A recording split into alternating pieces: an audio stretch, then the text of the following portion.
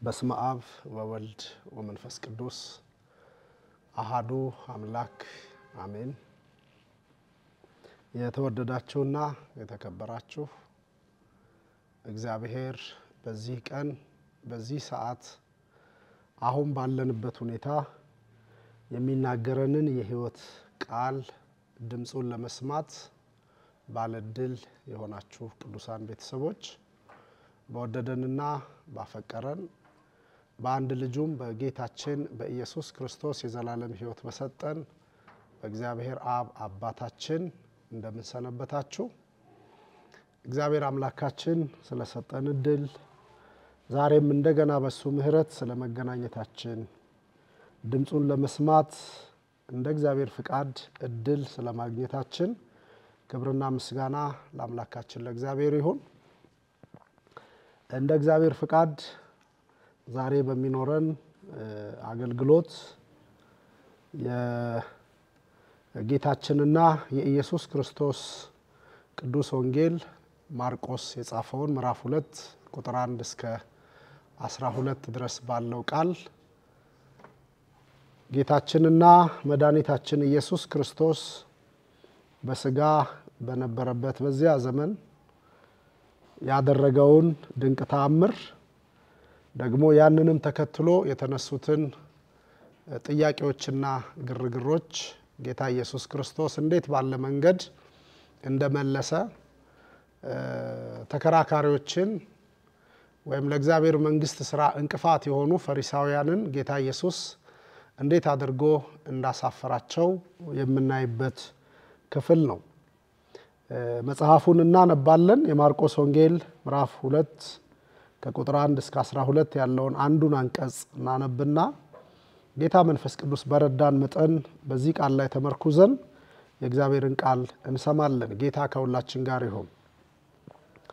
የጌታችንና የመድኃኒታችን የኢየሱስ ክርስቶስ ቅዱስ ወንጌል ቅዱስ ማርቆስ እንደጻፈው ምዕራፍ 2 ቁጥር 1 እስከ 12 ከጥቂት ቀን በኋላ ወደ ቅፍርናሆም ደግሞ ገብቶ በቤት እንደሆነ ተሰማ።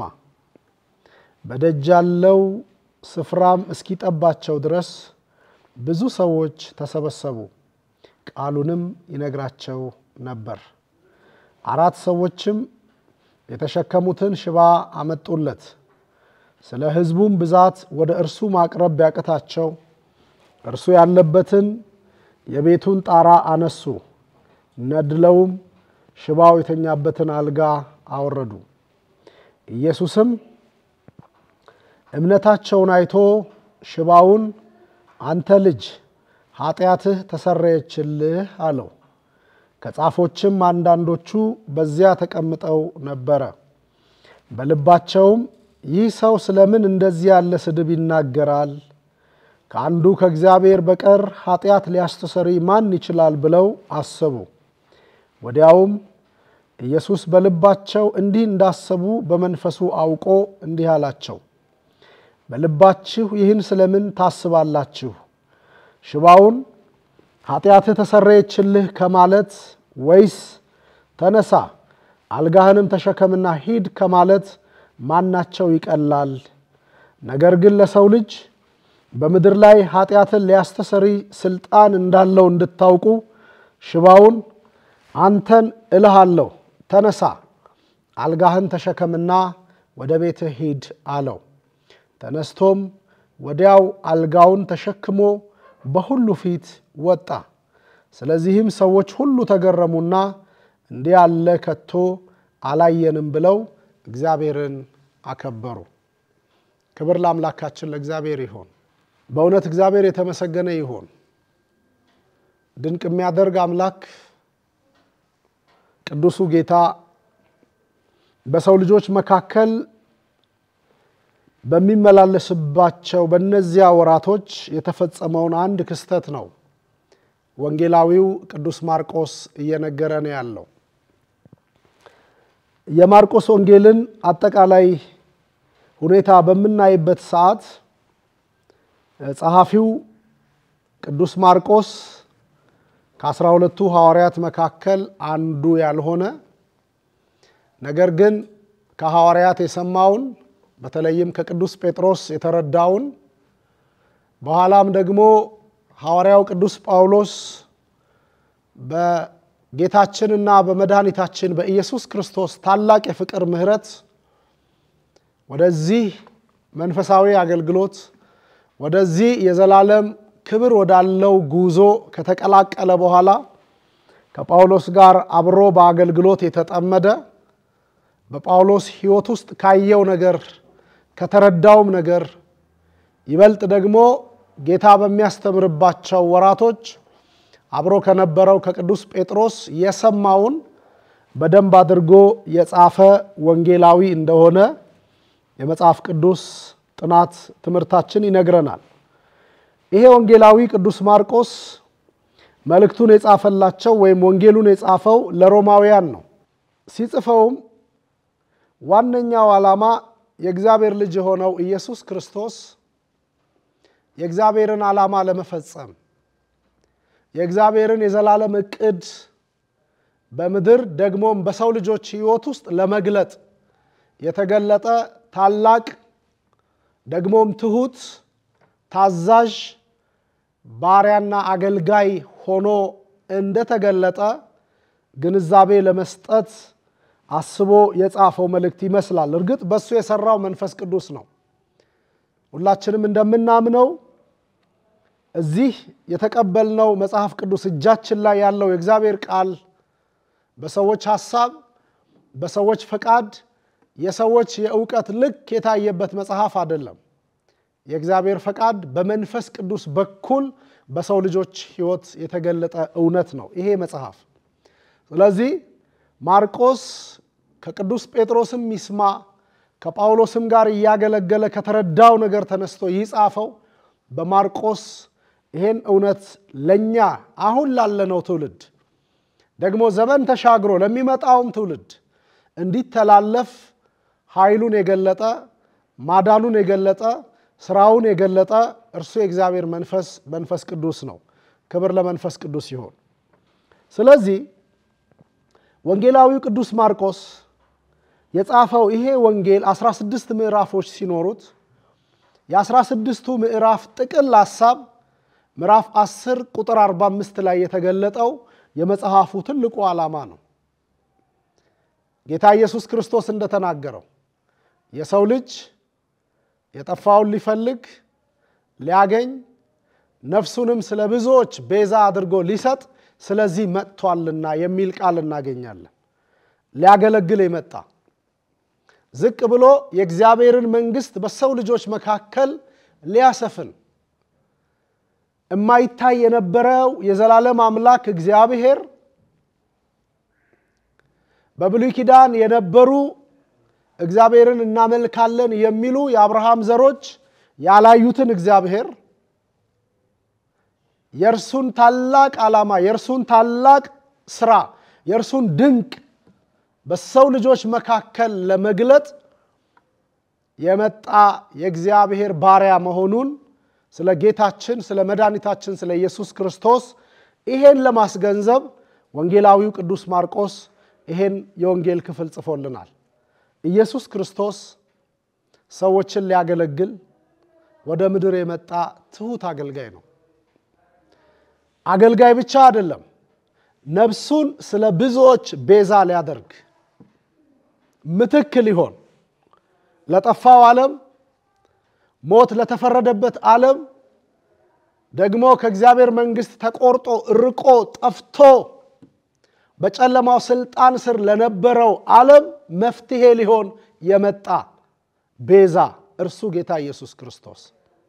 ስለዚህ የመጽሐፉ ማዕከላዊ ሐሳብ የመጽሐፉ ትኩረት ይሄ የእግዚአብሔር ባሪያ ደግሞም ለሚያምኑበት ሁሉ መድኃኒት ሊሆን ቤዛ ሊሆን የመጣ መሆኑን ወንጌላዊው ቅዱስ ማርቆስ በሚገባ ይነግረናል። ስለዚህ አሁን ባነበብነው ምዕራፍ 2 ከቁጥር 1 እስከ 12 ባለው ክፍለ ምንባብ ውስጥ አንድ በህይወቱ እክል የገጠመው ሽባ ሰው ሰውነቱን ማዘዝ የማይችል መንቀሳቀስ የማይችል ወደ ፈለገው ስፍራ በፈለገው ጊዜ የመሄድ አቅም የተነፈገ ሰው ታሪክ ነው የምናየው። ይህን ሰው አራት ወዳጆቹ ተሸክመው አመጡት። ነገር ግን ወደ ጌታ ወደ ኢየሱስ ክርስቶስ ሊገባ የሚችልበት ሊደርስ የሚችልበት ሌላ አማራጭ ስላልነበረ አንድ ነገር ነው በእምነት ያደረጉት። ጌታ ኢየሱስ ክርስቶስ በስጋ በነበረበት ሰዓት በቃልም በስራም የተገለጠ የእግዚአብሔር መልእክተኛ መሆኑን ድውያነ ስጋን በተአምራት ድውያነ ነፍስን ደግሞ በቃሉ ወተትነት እየመገበ ለነፍስም ለስጋም ፈውስ ሊሆን የመጣ ለነፍስም ለስጋም መድኃኒት ሊሆን የመጣ ለነፍስም ለስጋም መፍትሄ ሊሆን የመጣ የእግዚአብሔር አገልጋይ መሆኑን የገለጠ ታላቅ የሰማይ መልእክተኛ ነው ጌታ ኢየሱስ ክርስቶስ። ክብር ለሱ ይሁን። ይህንን በሚያደርግበት ጊዜ በማርቆስ ወንጌል ላይ በተደጋጋሚ የምናየው አንድ ቃል አለ። ወዲያው የሚል ቃል ደጋግሞ ወንጌላዊ ቅዱስ ማርቆስ ይነግረናል። የክርስቶስ ችኮላው የእግዚአብሔር መንግስት በሰው ልጆች ልብ ውስጥ እንድትቀረጽ ነው።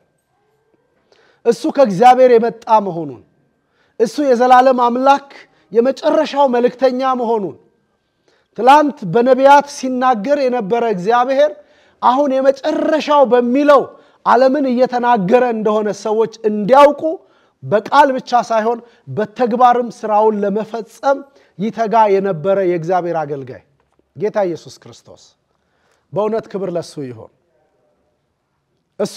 እሱ ነው የሰው ልጆችን እንቆቅልሽ ለመፍታት ለሰው ጥያቄ መልስ ለመሆን በሰው ልጆች ትከሻ ላይ የተጫነውን ድካም፣ ህመም፣ ደዌ ለማስወገድ የሰው ልጅ ሆኖ ራሱን በትህትና ከሰዎች መካከል እንዳንዱ ቆጥሮ በተናቀ ሁኔታ በተዋረደ ስፍራ ይጠብቁት የነበሩ እስራኤል ባልገመቱት ሁኔታ ሰውን ለማዳን ሰው የሆነ እግዚአብሔር ልጅ ክብር ለሱ ይሁን። ይሄንን ጌታ ኢየሱስ ክርስቶስ በተአምራቱ የብዙ ሰዎችን ሸክም አስወግዷል። የብዙ ሰዎችን ድካም ከነርሱ ላይ አርቋል። የብዙ ሰዎችን ህመም ፈውሷል። ይሄው ወንጌላዊ ቅዱስ ማርቆስ በምዕራፍ 1 ቁጥር 32 ጀምሮ አንድ ቃል ይጠቁመናል። ፀሐይም ገብቶ በመሸ ጊዜ የታመሙትንና አጋንንት ያደረባቸውን ሁሉ ወደርሱ አመጡ ካለ በኋላ ከተማይቱም ሁሉ በደጅ ተሰብስባ ነበር ይላል። አሁን ይሄ የሰው ልጅ የሆነው የእግዚአብሔር ልጅ በስጋ የተገለጠው የዘላለም አምላክ ራሱን አዋርዶ ራሱን አምላክነትን እንደመቀማት ሳይቆጥር በሰው መልክ ያውም ከሰውም የባሪያን መልክ ይዞ የተገለጠ ጌታ ኢየሱስ ክርስቶስ ለምድር መፍትሄ ነው። ለታመሙት ፈውስ ነው። ለተራቡት ምግብ ነው። ላዘኑት መጽናናት ነው። ለተሰበሩ ጠጋይ ነው። እርሱ የእግዚአብሔር ልጅ ማርቆስ እንደነገረን ሰንበት ካለፈ በኋላ በሰንበት አንዳች ማድረግ ስለሚከለከሉ ሰንበት ካለፈ ወይም የሰንበት ፀሐይ ከገባ በኋላ ሁሉ ማለት ድካማቸውን ይዘው ህመማቸውን ይዘው ጭንቀታቸውን ይዘው ጥያቄያቸውን ይዘው ከዚህ ሁሉ ነገር ሊገላግላቸው ወደሚችል ወደ ጌታ ወደ ኢየሱስ ክርስቶስ ይመጡ ነበር። እንደውም ቁጥር 33 ላይ ከተማይቱ ሁሉ ነው የሚለው። በጣም የሚገርም ቃል። ቁጥር 33 ላይ ከተማይቱም ሁሉ በደጅ ተሰብስባ ነበር። ሰው ግልብጥ ብሎ ለመፍትሄ የሚፈልገው የእግዚአብሔር ልጅ ከሰማይ የመጣ ሰማያዊ ከሰው ዘንድ ማንም ሊያደርገው የማይችለውን ማድረግ የሚችል የእግዚአብሔር ልጅ ከተማይቱ ሁሉ ተሰብስባ ተጠብቀው ነበር። ፈውስ ከርሱ ዘንድ ይወጣል። በቃሉ ድውያንን ይፈውሳል። ይሁን ሲል ሁሉ ይታዘዝለታል። በእውነት ክብር ለጌታ ይሁን። ይሄ ታሪክ ይሄ ዝና በከተማይቱ ሁሉ ተሰምቷል። ከነ ድካማቸው ከነ በሽታቸው ከነ ህመማቸው ይሰቃዩ የነበሩ ሰዎች ሁሉ ያላቸውን አጋጣሚ ተጠቅመው ወደዚህ ፈዋሽ ይተማሉ፣ ወደዚህ መድኃኒት ይነጉዳሉ። ምክንያቱም እግዚአብሔር የሰጣቸው መፍትሄ ስለሆነ፣ እግዚአብሔር ያዘጋጀው የእንቆቅልሻቸው ፍቺ ስለሆነ፣ እግዚአብሔር የላከው የጥያቄያቸው መልስ ስለሆነ እርሱ የብዙ ሰዎችን ህመም ሊሸከም የብዙ ሰዎችን ደዌ ከጫንቃቸው ላይ ሊያስወግድ የተገለጠ የእግዚአብሔር መሲህ ኢየሱስ ክርስቶስ ከተማይቱ ሁሉ ትፈልገዋለች። በእውነት የኛ ጌታ የኛ መድኃኒት እርሱ ያመነው ኢየሱስ ሁሉ የሚፈልገው በእምነት የሚፈልጉ ሁሉ ካገኙት የሚፈወሱበት በእምነት ፈልገው ወደ እርሱ የመጡ ሁሉ መፍትሄ አግኝተው ወደ ቤታቸው እንዲገቡ የሚረዳ ጌታ ኢየሱስ ቀና ያደረገን የብዙዎችን ታሪክ የለወጠ የብዙዎችን ታሪክ የለወጠ በአጋንንት ለታሰሩት መፈታት በህመም ለተያዙት ፈውስ የምግብ ጥያቄ ላለባቸው የሚበላ ምግብ የነፍስ የሥጋ ምግብ በጥም ለሚሰቃዩ እርካታ ላጡ ሰዎች የሚያረካ የህይወት ውሃ እርሱ ጌታ ኢየሱስ ተመልሼ እንዳልመጣ እንዳለችው እንደዛች ሳምራዊት ሴት በዮሐንስ ወንጌል ምዕራፍ 4 ተመልሼ እንዳልመጣ እየደጋገምኩ በጠጣውም ሊያረካኝ ወዳልቻለው ጉርጓድ እንዳልመጣ ይሄን ውሃ እባክህ ስጠኝ። ኢየሱስ የሚሰጠን ነገር ወገኖቼ ዘላለም ዋስትና ነው። ከሱ ውጪ ማንም ከሰው ወገን ማንም ከምድር ከሰማይ በታች ከምድር በላይ ይሄን ሊያደርግ የሚችል የለም ማንም። ለዚህ ነው ከተማይቱ እንዳለ ተሰብስባ ጌታን ትጠብቀዋለች፣ መድኃኒቷን ትጠብቀዋለች፣ አዳኟን ትጠብቀዋለች፣ ፈዋሿን ትጠብቀዋለች። ይሄ የሆነ ባለበት ሂደት ውስጥ ነው በአንድ ቤት ውስጥ ጌታ ኢየሱስ ክርስቶስ እያስተማረ ቤቱ ሞልቶ መግቢያ መውጫ ጠፍቶ በነበረበት ሰዓት ይሄ ሽባ ሰው በአራት ሰዎች በአልጋ ሸክም ወደዛ ሰፈር የመጣ ወደዛ መንደር የገባው ነገር ግን የሚገባበት ስላልነበረው ሰው እጅግ ብዙ ስለነበረ አራት ወዳጆቹ ወይም ተሸክመው የመጡት ሰዎች ይዘውት መመለስ ስለሌለባቸው ከመድኃኒቱ ጋራ መገናኘት ስላለበት ከአዳኙ ጋራ መገናኘት ስላለበት ከፈዋሹ ጋራ መነካካት ስላለበት የቤቱን ጣራ ነድለው ነው የሚለን ማርቆስ። ጣራውን ነድለው ዝናብና ፀሐይ ሌላም ነገር እንዳይገባበት የተከደነውን ነገር አንስተው እንዲድንላቸው የሚፈልጉትን እንዲፈወስላቸው አጥብቀው የሚሹ ወዳጃቸውን በዛ በነደሉት ጣራ መካከል አድርገው ጌታ ኢየሱስ ክርስቶስ ወደሚያስተምርበት ፊት ለፊት አወረዱት። ይሄን ታሪክ ማርቆስ ምዕራፍ 2 ላይ የጻፈልንን የዘገበልንን ታሪክ ሉቃስም በምዕራፍ 5 ቁጥር 19 ላይ ዘግቦልን እናያለን። የዚህ ስብከታችን ርዕስም ታላቅ እምነት የሚል ነው። ታላቅ እምነት። እነዚህ ሰዎች ምክንያት ነበራቸው ወደ ኋላ ለመመለስ። በቃ ዛሬ ያንተ ቀን አይደለም እድልህ አይደለም ብለው ሊመለሱ የሚችሉበት ከበቂ በላይ የሆነ ምክንያት አላቸው፣ ግን አላደረጉም። አመኑ፣ መተዋል ኢየሱስን ፍለጋ ከቤታቸው ወጥተዋል እሱ ዘንድ ለመድረስ። ስለዚህ ያሰቡትን ልባቸው የናፈቀውን ጌታ ኢየሱስ ዘንድ ሳይደርሱ መመለስ ስለሌለባቸው የታመመ ወገናቸው ጌታ ኢየሱስ ክርስቶስ ሳያገኘው እንደገና በሸክም ሌላ ድካም በራሳቸው ላይ ጨምረው እንደገና በሌላ ቀንም ለመምጣት ቀጠሮ ይዘው መሄድ አልፈለጉም። እምነታቸውን የተጠቀሙት ጌታ ኢየሱስም ያለውና ያረጋገጠው ነገር ይሄን እውነት ነው። ታላቅ እምነት አለ። የሚገርም እምነት። በቃ እሱ ዘንድ መተናል፣ መፍትሄ ሳናገኝ አንመለስም። ወገኖቼ ጌታ ኢየሱስ ለሁሉም ጉዳያችን መፍትሄ አለው። ላስጨነቀን ነገር፣ ለሚረብሸን ነገር፣ እንደ ደዌ እንደ ህመም ለተጫነን ነገር፣ ለከበደን ነገር፣ ውስጣችንን ሰቅዞ ለያዘው ነገር ኢየሱስ መፍትሄ ነው። እሱ ጋር እንምጣ እንጂ እግሩ ስር እንድረስ እንጂ ወደ መገኘቱ እንምጣ እንጂ ኢየሱስ በእውነት እውነተኛ መፍትሄ ሰጫችን ነው። ይሄንን ነው ያደረጉት። መጽሐፉም የነገረን እውነት ይሄንን ነው። ኢየሱስም ቁጥር 5 ላይ እምነታቸውን አይቶ ነው የሚለው። የሚገርም እምነት፣ የሚደንቅ እምነት። ለራስ አይደለም ለሌላ ሰው። የዚህ ሰውዬ መሰረታዊ ችግር እነሱ እንደሚያዩት ሽባነት ብቻ አይደለም።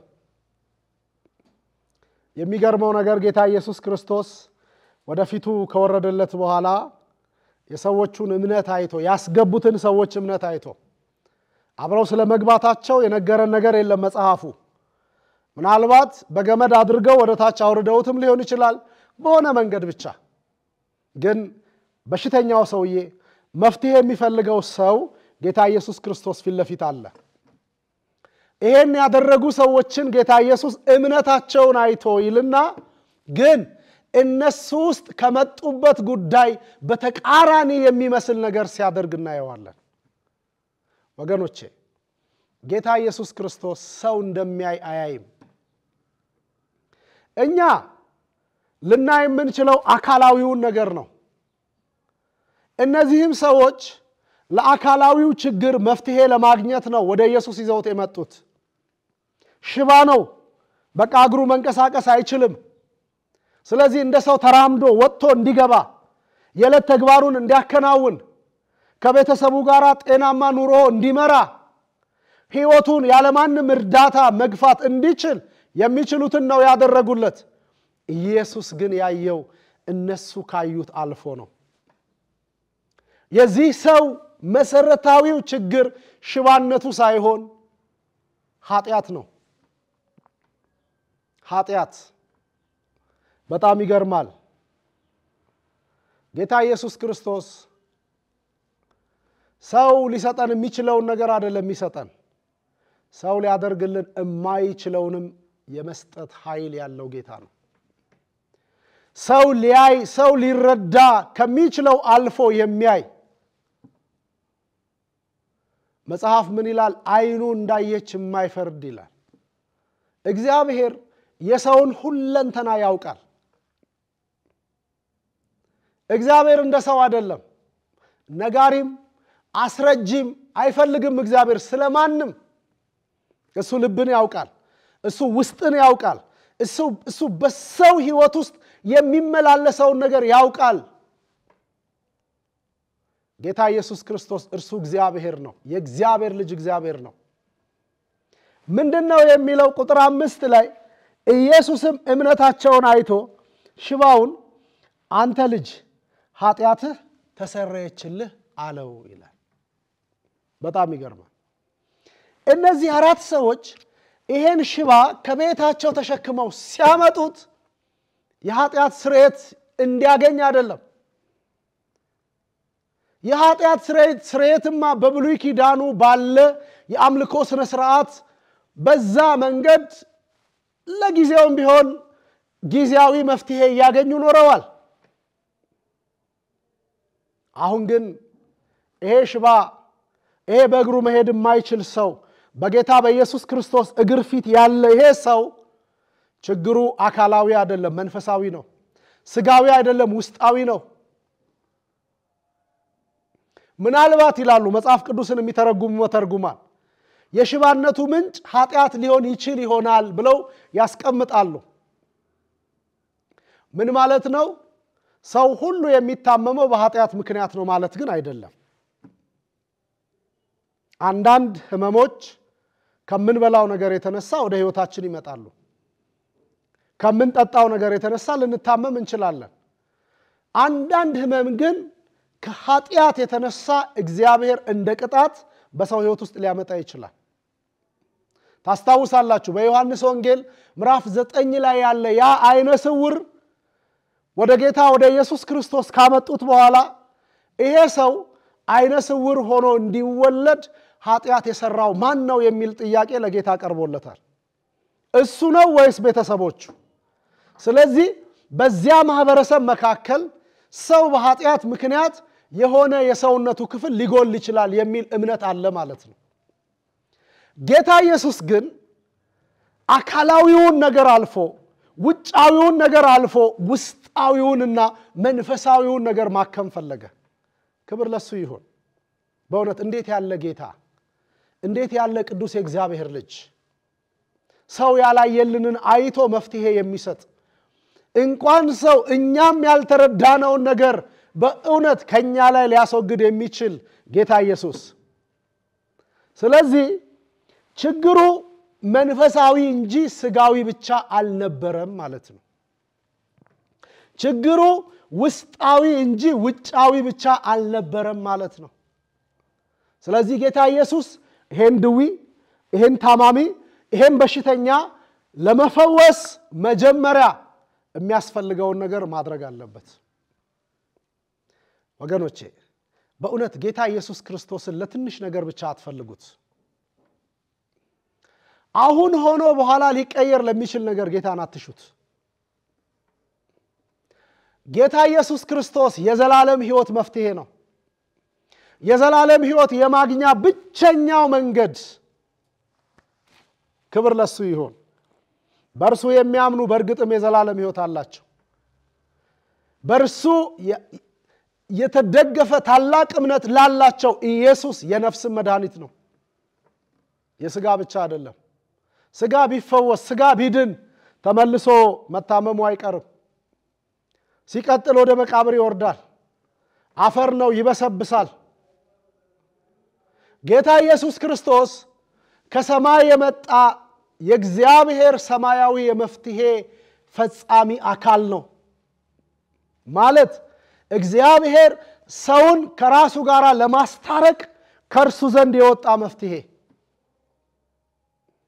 ከእግዚአብሔር ጋር ደግሞ ለመታረቅ መፈወስ ያለበት ስጋችን አይደለም ነፍሳችን ውስጣዊ ማንነታችን መንፈሳዊ ማንነታችን መፈወስ አለበት ይሄን ደግሞ ሊፈውስ የሚችል ከእግዚአብሔር ውጭ ማንንም የለም ትክክል ናቸው ፈሪሳውያን ትክክል ናቸው ከሳሾች ትክክል ናቸው ጸሐፍት ከአንዱ ከእግዚአብሔር በቀር ኃጢአትን ሊያስተስር የሚችል ማን ነው አሉ ልክ ናቸው ከእግዚአብሔር በቀር የኃጢአትን እንቆቅልሽ ሊፈታ የሚችል ማንንም የለም የትኛውም ስጦታ የትኛውም ጻድቅ የትኛውም ቅዱስ የትኛውም ቃል ኪዳን ለኃጢአት መፍትሄ አይሆንም ለኃጢአት ስርየት ለዘላለም መዳን የሕይወት ዋስትና ሊሰጥ የሚችል እርሱ እግዚአብሔር ብቻ ነው ስለዚህ ይሄ ሰው በስጋው ነው የታመመው ኢየሱስ ግን ነፍሱን መፈወስ ነው ያስቀደመው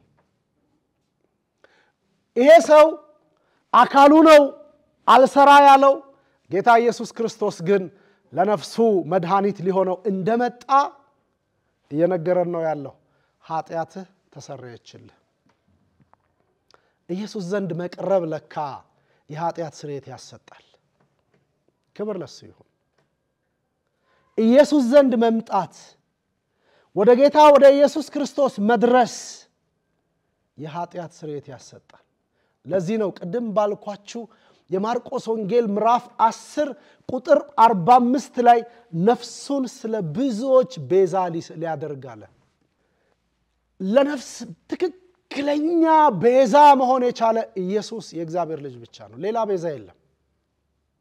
ሌላ መድኃኒት የለም። በዚህ ዘመን ምን ሰማቸው ብዙ የስተት ትምህርቶች አሉ። ማርያምም እንደ ቤዛ ትቆጠራለች፣ አንዳንድ ቅዱሳንም ቤዛ ይደረጋሉ። በእውነት እግዚአብሔር እንዲህ ያለውን ትምህርት ከምድራችን ላይ ይጥረግልን። ብቸኛው ቤዛ ጌታ ኢየሱስ ብቻ ነው። ብቸኛው የነፍስ መድኃኒት የእግዚአብሔር ልጅ ብቻ ነው። ዓለም ከዚህ ከተለያየች ከዚህ ከተፋታች ዋስትና የላትም። የሰው ዘር ለነፍሱ ቤዛ ሊሆን ከመጣው ከክርስቶስ ጋር መገናኘት ካልቻለ የሕይወት ዋስትና የለውም። ምን ዋጋ አለው? ስጋችንን እያደለብን የስጋችንን ጤንነት እየጠበቅን ስጋችንን እየተንከባከብን አካላዊ ነገራችንን እጅግ እያሰማመርን እያስዋብን ብንኖር ምን ዋጋ አለው? ነፍሳችን ካልዳነች ሕይወታችን ካልተረፈች በእግዚአብሔር ልጅ በናዝሬቱ ጌታ በኢየሱስ የነፍስ ረፍት ልናገኝ ካልቻለን ጌታ ኢየሱስ ተናገረ። ሰው ዓለሙን ሁሉ ቢያተርፍ አለ፣ ነፍሱን ግን ቢያጎድል ምን ይጠቅመዋል? እውነት ነው። ሰው ዓለምን ሁሉ ቢያተርፍ ነፍሱን ግን ቢያጎድል ምን ትርፍ አለው? ምንም። ስለዚህ ኢየሱስን የምንፈልገው ለነፍሳችን ጉዳይ ነው። ለውስጣችን ጥያቄ መልስ ይሆንልን ዘንድ ነው። ኢየሱስን የምንፈልገው ለአካላዊ ደህንነታችን ብቻ አይደለም፣ ለዘላለም ሕይወት ዋስትናችን ነው። ይሄ ሰው ሽባ ስለሆነ ነው የመጣው፣ ግን ጌታ ኢየሱስ የሚያስፈልገውን ቅድሚያ ሰጠው። ኃጢአትህ ተሰረየችልህ፣ ኃጢአትህ ተወገደችልህ። ክብር ለጌታ ይሁን። እዚህ ጋር አንድ በጣም እንድናስተውለው የሚያስፈልግ ቃል አለ። የእግዚአብሔር ፈቃድ በልጁ በኢየሱስ ክርስቶስ ውስጥ ምንድነው የሚለውን ጥያቄ ይመልስልናል። ኢየሱስ ከእግዚአብሔር የወጣ ከእግዚአብሔር የተላከ መልእክተኛ ነው። ይሄ መልእክተኛ ግን ወደ ሰው ሕይወት ሲመጣ እግዚአብሔር በእርሱ በኩል ምን ሊፈጽም አስቦ ነው? በእርግጥም ይሄን ሽባ ይዘውት እንደመጡ 4 ሰዎች የሥጋ ፈውስ ብቻ የሚሰጥ መፍትሄ ነው? በጭራሽ። ኢየሱስ ምድራዊ ጥያቄን ብቻ የሚመልስ ምድራዊ ንጉሥ ነው? አረ በጭራሽ።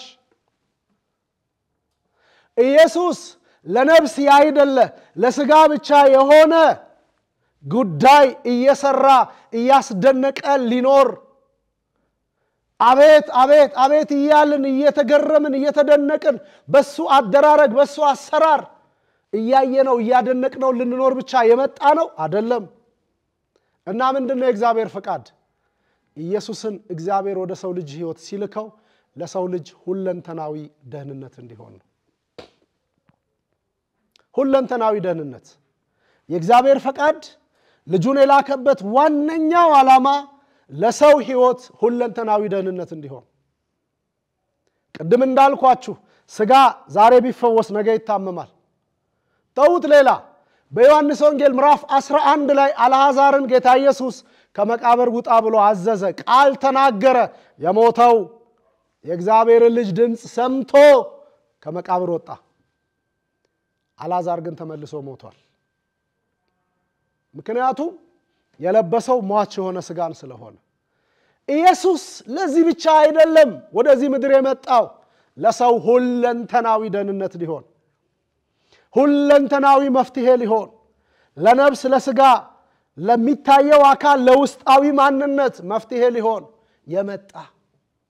ለዚህ ነው ጌታ ኢየሱስ በዮሐንስ ወንጌል ምዕራፍ 10 ቁጥር 10 ላይ እኔ አለ ሕይወት እንዲሆንላችሁ አለና እንዲበዛላችሁም መጥቻለሁ። የዘላለም ሕይወት ነው፣ ደግሞ የበዛ ሕይወት ምንጭ ነው ጌታ ኢየሱስ ክርስቶስ። የዘላለም ሕይወት ብቻ ሰጥቶ ነፍሳችንን ፈውሶ ኃጢአታችንን ይቅር ብሎ ብቻ እንዲህ ሊለን የመጣ ሳይሆን ለተፈወስን ለኛ፣ በነፍስ ለዳንን ለኛ፣ በሕይወት ከጨለማው ስልጣን ላመለጥንም ለኛ የሚበዛ ሕይወት የተትረፈረፈ ሕይወት በነፍስ ፈውስ ላይ የሥጋም ደህንነት በነፍስ መዳን ላይ ለሥጋም መዳን ዋስትናችን ነው። ለምንበላው ለምንጠጣው ነገር ዋስትናችን ነው። ኢየሱስ የእግዚአብሔር ልጅ የእግዚአብሔር ፈቃድ ለሁለንተናዊ ደህንነታችን ለሁለንተናዊ ፈውሳችን የተላከ የአባቱን ፈቃድ የፈጸመ ትሁት አገልጋይ ጌታ ኢየሱስ ክርስቶስ። ስለዚህ የዚህ ሰው ሕይወት የበሽታው ምንጭ ኃጢአት ስለሆነ በደል ስለሆነ ምናልባት በግሉ እርግጥ እንደ ሮሜ መጽሐፍ ምዕራፍ 3 ቁጥር 23 ሰው ሁሉ በሽተኛ ነው፣ የኃጢአት በሽተኛ ነው። ሁሉ ኃጢአትን ሰርተዋል የእግዚአብሔርም ክብር ጎድሏቸዋል ተብሎ ተጽፏል። ዓለም ሁሉ የአዳም ዘር ሁሉ በአዳም በደል ምክንያት ለኃጢአት ተላልፎ ተሰጥቷል። ይሄም ሰው የአዳም ዘር ነው። አንድም በዛ መንገድ ያስኬደናል። ሲቀጥል ግን ይሄ ሰው በግሉ የሰራው በደል የወደቀበት ኃጢአት ይኖራል። ስለዚህ ከአዳም ለወረሰውም በግሉ ለፈጸመውም ኃጢአት መፍትሄው ዘንድ ቆሟል ጌታ ኢየሱስ ክርስቶስ ሥጋውን ከመፈወሱ በፊት ግን ነፍሱ መፈወስ ስላለባት ነፍሱ መዳን ስላለባት ትልቁ ነገሩ በሕይወቱ መከናወን ስላለበት አንተ ልጅ ኃጢአትህ ተሰረየችልህ። ይሄን የጌታ ንግግር ተመርኩዞ ጥያቄ ተነሳ። ቁጥር 6 እና 7 ላይ ከጻፎች ወገን የሆኑ ጸሐፍት የሆኑ ማለት ነው ከጌታ ኢየሱስ ክርስቶስ አገልግሎት እግር ስር እየተከተሉ እንቅፋት ለመፍጠር ደንቃራ ለመሆን የወንጌል ተቃዋሚ የአዲስ ኪዳኑ አገልግሎት እንዳይሰፋ ሰው የእግዚአብሔር መፍትሄ ከሆነው ከኢየሱስ ጋር እንዳይተዋወቅ የሚደክሙ ደካማዎች ጥያቄ አነሱ። ቁጥር 6 ከጻፎችም አንዳንዶቹ በዚያ ተቀምጠው ነበር በልባቸውም ይላል። በልባቸው ነው ያወሩት። በጣም ይገርማል። በሉቃስ ወንጌል ምዕራፍ 2 ላይ ጌታ ኢየሱስ ክርስቶስ በሰው ሁሉ ልብ ያለውን ያውቃል ተብሎ ተጽፏል። ስለማንም ከማንም ምንም ማስረጃ የማይፈልግ እነዚህ ሰዎች ኃጢአትህ ተሰረየችልህ የሚለው ንግግር ከብዷቸዋል። ጥያቄ ውስጣቸው ተፈጥሯል። በልባቸው ነው ያሰቡት። በልባቸው ይህ ሰው ስለምን እንደዚህ ያለ ስድብ ይናገራል? ከአንዱ ከእግዚአብሔር በቀር ኃጢአት ሊያስተሰርይ ማን ይችላል ብለው አሰቡ ይላል።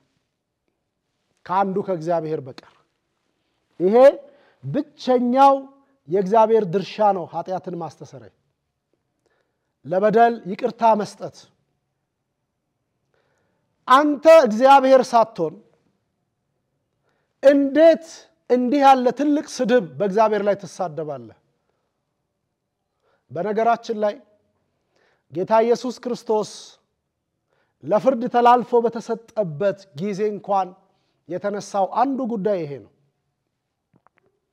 ጌታ ስለየትኛው ኃጢአቴ ነው እንዲህ ያለ ግፍ የምትፈጽሙት ሲላቸው ስለየትኛው ስለሰራሁት መልካም ነገር ስለየትኛው ስለፈጸምኩት በጎ ተግባር ስለሰራው መልካም ነገር አንወቅስህም ሰው ስትሆን ራስህን ከእግዚአብሔር ጋር ስለማስተካከልህ የሚል ምላሽ ይሰጣሉ።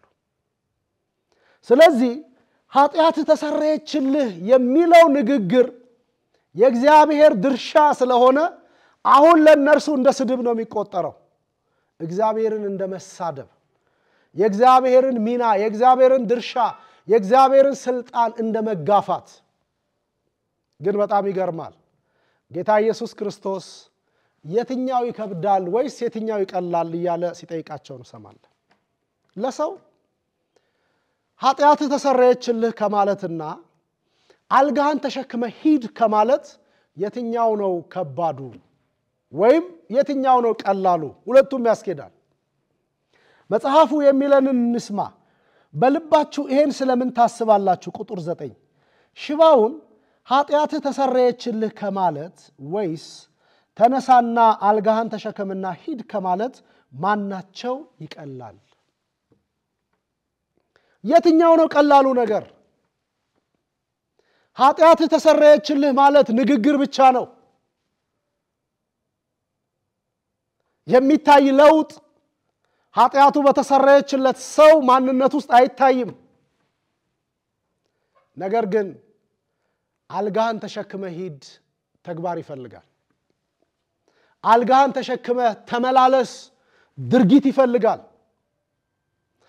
አልጋህን ተሸክመ ሂድ ያለ አካል ያዘዘ አካል ሽባው አልጋውን ተሸክሞ መሄድ ካልቻለ ያፍራል። ምክንያቱም ቃሉ ለውጥ አላመጣማ።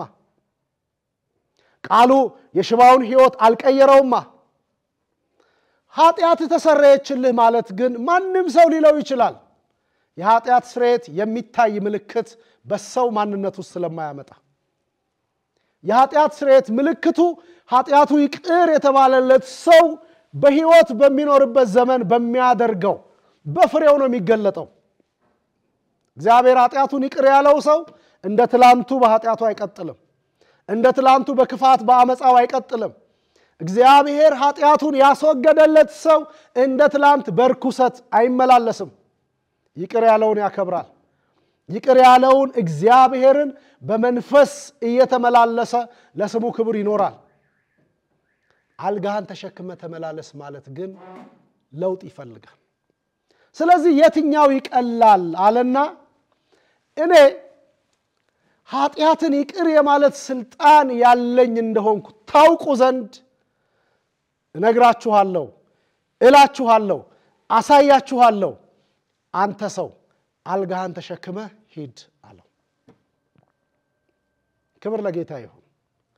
በእውነት ክብር ለጌታ ይሁን። ምንድነው የሚለው ቁጥር 10 ላይ? ነገር ግን ለሰው ልጅ በምድር ላይ ኃጢአትን ሊያስተሰሪ ስልጣን እንዳለው እንድታውቁ ሽባውን አንተን እልሃለሁ ተነሳ አልጋህን ተሸክምና ወደ ቤት ሂድ አለው። የሰው ልጅ ማለት ጌታ ኢየሱስ ክርስቶስ የእግዚአብሔር ልጅ ነው፣ ደግሞ የሰው ልጅ ነው። የማርቆስ ወንጌል ላይ በብዙ የምናገኘው ራሱን ጌታ ኢየሱስ ክርስቶስ የሰው ልጅ እያለ ሲገልጥ ነው። የሰው ልጅ ኃጢአትን የማስተሰረይ ስልጣን ያለው የእግዚአብሔር ልጅ እንደሆነ ታውቁ ዘንድ ነው መልእክቱ። ሽባውን እልሃለሁ አልጋህን ተሸክመ ወደ ቤት ሂድ። ሽባውን በዚያ ቅጽበት ለአራት ጣራ ተነድሎ የገባ በእግሮቹ ቆሞ በዙሪያው ያሉ ሰዎች እየተገረሙ እየተደነቁ ወደ ቤቱ ሄደ። መጨረሻው ላይ እግዚአብሔርንም አከበሩ ይላል።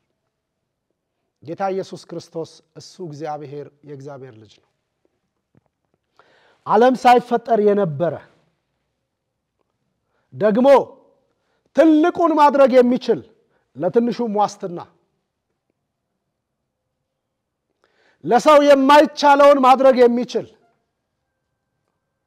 ለሰው የሚከብደውን መፈጸም የሚችል ደግሞ የእግዚአብሔር የሆነውንም በሰው ልጆች ሕይወት ውስጥ እየፈጸመ በጽድቅ የተመላለሰ ቅዱስ የእግዚአብሔር ልጅ አጋንንት የመሰከሩለት እርግጥ ያጋንንት ምስክርነት ባይታመንም በስራው ክብሩን የገለጠ በትምህርቱ ከእግዚአብሔር ወጥቶ የመጣ መሆኑን እንደ ባለ ስልጣን ያስተማረ ማንነቱን የገለጠ የእግዚአብሔር ልጅ ራሱ እግዚአብሔር ነው ጌታ ኢየሱስ።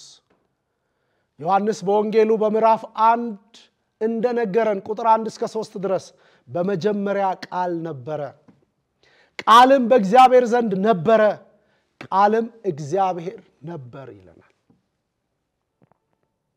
በመጀመሪያ የነበረው ቃል ወይም በቃልነት የነበረው ቃል እርሱ እግዚአብሔር ነበረ። ቁጥር 3 ላይ ከሆነው ሁሉ አንዳችስ እንኳን ያለ እርሱ አልሆነም ይለናል። የሚታየውን ዓለም ካለመኖር ወደ መኖር ያመጣ በቃልነቱ ስልጣን ሁሉን ከመዛግብቶቻቸው ያወጣ ጌታ ኢየሱስ እርሱ እግዚአብሔር የእግዚአብሔር ልጅ ነው። ሰውን ለማዳን የሰው ልጅ ሆነ። ሰውን ከእግዚአብሔር ጋር ለማስታረቅ ከወደቀበት ለማንሳት ከጠፋበት ፈልጎ ለማግኘት ራሱን አዋርዶ ተገለጠ እንጂ ጌታ ኢየሱስ ክርስቶስ እርሱ እግዚአብሔር የእግዚአብሔር ልጅ ነው። ክብር ለሱ ይሁን። ስለዚህ ጌታ ኢየሱስ ክርስቶስ ወገኖቼ ለሁለንተናዊ ደህንነታችን ዋስትና ነው። ለሁለንተናዊ እግዚአብሔር ለሚያስፈልገን ለየትኛውም ጉዳያችን ሐዋርያው ቅዱስ ጳውሎስ በአንደኛ ተሰሎንቄ መልእክቱ ምዕራፍ 5 ላይ አንድ ነገር ይነግረናል። ሁለንተናችሁ ይቀደሱ ይልና ስጋችሁ ነፍሳችሁና መንፈሳችሁ ይላል። ሁለንተናችንን ሊቀድስ የሚችል መፍትሄ ጌታ ኢየሱስ ክርስቶስ፣ ሁለንተናችንን ሊፈውስ የሚችል መድኃኒት ጌታ ኢየሱስ ክርስቶስ። እሱ እንደ ምድራውያን ጠበብት ወይም እንደ ሕክምናው ባለሙያዎች የሚዋጥ ሳይሰጥ የሚወጋ ሳይሰጥ ደግሞ ከርሱ ለምናገኘው ሕክምና አንዳች ነገር ሳያስከፍል የሚያስፈልገንን ፈውስ የሚሰጥ ለኃጢአት ይቅርታም ቢሆን ለሥጋ ደህንነት ዋስትና ጌታ ኢየሱስ ክርስቶስ ሁሉን የሚችል የእግዚአብሔር ልጅ እርሱ ራሱ እግዚአብሔር የሆነ ይሄ ሰው ተሸክመውት በመጡት 4 ሰዎች ታላቅ እምነት ለአንድ ጉዳይ መጥቶ 2 ነገር ይዞ ወደ ቤቱ የተመለሰ፣ ለሥጋ ጉዳይ መጥቶ የነፍሱንም መፍትሄ አግኝቶ የተመለሰ። ዛሬም ይሄን ቃል ለምንሰማ ቤተሰቦች ኢየሱስ ክርስቶስ ለሁለንተናዊ ነገራችን መፍትሄ ነው። ለሁለንተናዊ ነገራችን ሰው ካለ እግዚአብሔር ምንም ነው። ሰው ጌታ ካረዳው በራሱ አንዳች ማድረግ አይችልም። ስለዚህ አልጋ ላይ ላሉት፣ በህመም ለሚሰቃዩት፣ ደዌ ለሚያስጨንቃቸው፣ ህመም ለከበደባቸው፣ ቤተሰብ ተረባርቦ መፍትሄ ሊሰጣቸው ላልቻሉ፣ የሕክምናው ባለሙያዎች የሚችሉትን ሁሉ አድርገው ለንቆቅልሻቸው ፍቺ ለማግኘት ቀን እየረዘመባቸው ለሚጨነቁ፣ በነፍስ በሥጋ ለሚሰቃዩ ጌታ ኢየሱስ ክርስቶስ ብቸኛ መፍትሄ ነው። ዛሬም ቢሆን እሱ ሞትን ድል አድርጎ ከሙታን ተነስቶ አይኖች እያዩት ወደ ሰማይ ከፍ ከፍ ያለው የእግዚአብሔር ልጅ፣ በግርማው ቀኝ ያለ የእግዚአብሔር ልጅ ዛሬም ስለ ሰው ይችላል እሱ። ስለዚህ በህመም ለምትሰቃዩ፣ ደግሞ ባለማመን በኃጢአት በሽታ በጨለማ ውስጥ ለምትዳክሩ ቤተሰቦች ወደ ኢየሱስ ክርስቶስ ኑ። እርሱ ዘንድ ለነፍስ ለሥጋ ፈውስ አለ። እርሱ ዘንድ ለሚታየው ለማይታየው ማንነታችን መድኃኒት አለ። እየተራባችሁ አትኑሩ፣ እየተጠማችሁ አትሰቃዩ፣ እየታመማችሁና እያቃሰታችሁ ወደ መቃብር አትውረዱ። ቢያንስ ሰው ከሞት አይተርፍም። ስጋችንን ከመቃብር ወይም ከሞት ማዳን እንኳን ባንችል ነፍሳችንን ሊያድን ወደሚችለው ወደ ኢየሱስ ክርስቶስ ወደ እርሱ እንመለስ። እሱ ነው የሚሻለን፣ እርሱ ነው የሚያዋጣን፣ እርሱ ነው የሚረባን፣ እርሱ የእግዚአብሔር ልጅ ነው። ይሄንን ልናስብ ያስፈልጋል። ጌታ ኢየሱስ ክርስቶስ በእውነት የነፍሳችን የሥጋችን መድኃኒት ነው።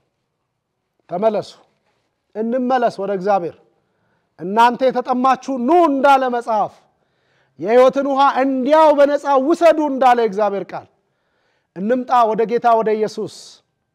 እርሱ ዘንድ ቢሮክራሲ የለም። እርሱ ዘንድ መንገላታት የለም። እርሱ ዘንድ የቀን ቀጠሮ የለም። በመጣንበት ቅጽበት በእምነት ከመጣን ወደ እርሱ መፍትያችንን ይዘን ወደ ቤታችን በሰላም እንገባለን። ይሄ ሰው አልዋለም አላደረም።